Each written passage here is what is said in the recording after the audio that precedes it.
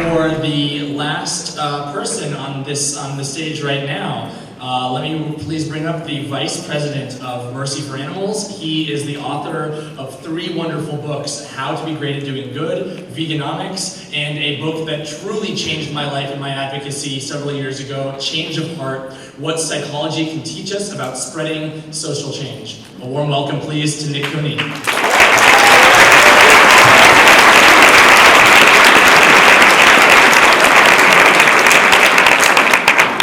Hey, who here is already familiar with Mercy for Animals and the work that we do? Awesome, wonderful. Well, for those of you who aren't, I encourage you to stop by and check out our booth. But in short, Mercy for Animals is one of the largest farm animal advocacy organizations in the world.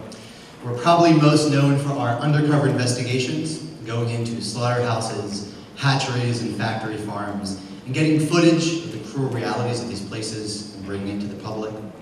We also carry out legal advocacy work, putting those who are committing particularly egregious abuses behind bars, helping to pass legislation to protect farmed animals, and helping to defeat legislation that would hurt farmed animals.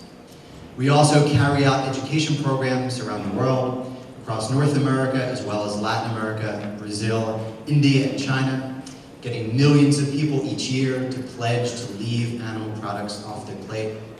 And we do corporate advocacy work as well, working with some of the largest food industry companies in the world, like Walmart and Nestle and Purdue, getting them to significantly reduce the suffering of the animals in their supply chain. So that's us.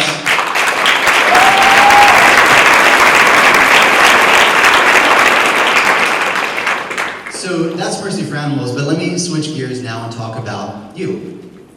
Imagine that for many of you, this is the first time you've come to the Animal Rights Conference. For some of you, this may be your 15th time.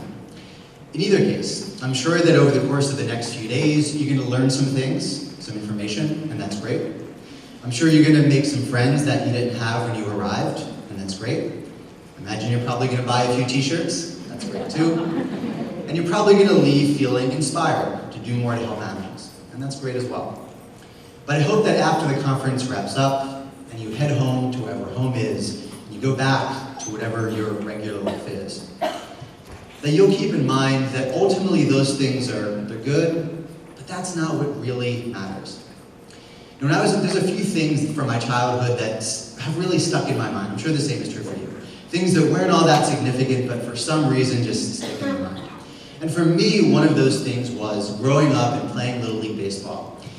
When our team was doing really good, let's say we're up 10-0 or something, and then the other team, they got a run or two, something good happened, and they started cheering and clapping and getting excited. We would start chanting, scoreboard, scoreboard, scoreboard.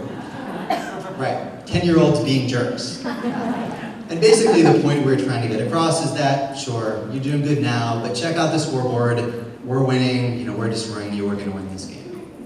And that is something that is stuck in my mind, and I think about a lot when it comes to animal protection work.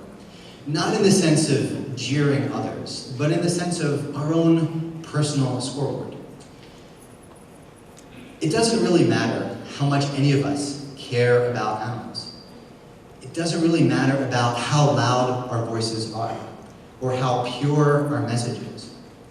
At the end of the day, all that really matters is how much change have I, and you, and you, and you, how much change have you brought about in the world around you? How many animals have been spared? How many animals have had their suffering reduced, thanks to the work that you yourself did? It's a personal scoreboard that I think all of us should keep in mind. So when we go home, we think about how many animals did I help in the past month?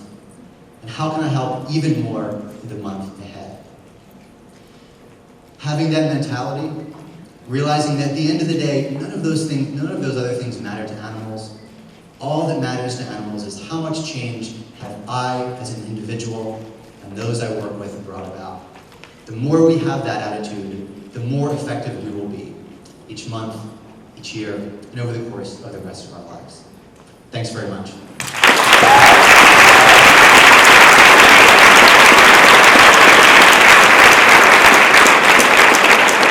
Thank you very much for that, Nick. I mean, that's the exact mindset that I feel was changed so much by reading your book 5 years ago. It's not that I didn't think about effectiveness beforehand, I absolutely did. I thought about it all the time, but I don't think I really thought to quantify it. And I remember I was on a camping trip in Tennessee and in North Carolina, and I finished your book in the tent, and I read the last page of Change of Heart like 5 times over because it just so profoundly affected me, and it's completely revolutionized the way that I advocate for animals, and hopefully making my scoreboard bigger and bigger every day, month, and year. So thanks so much, Nick.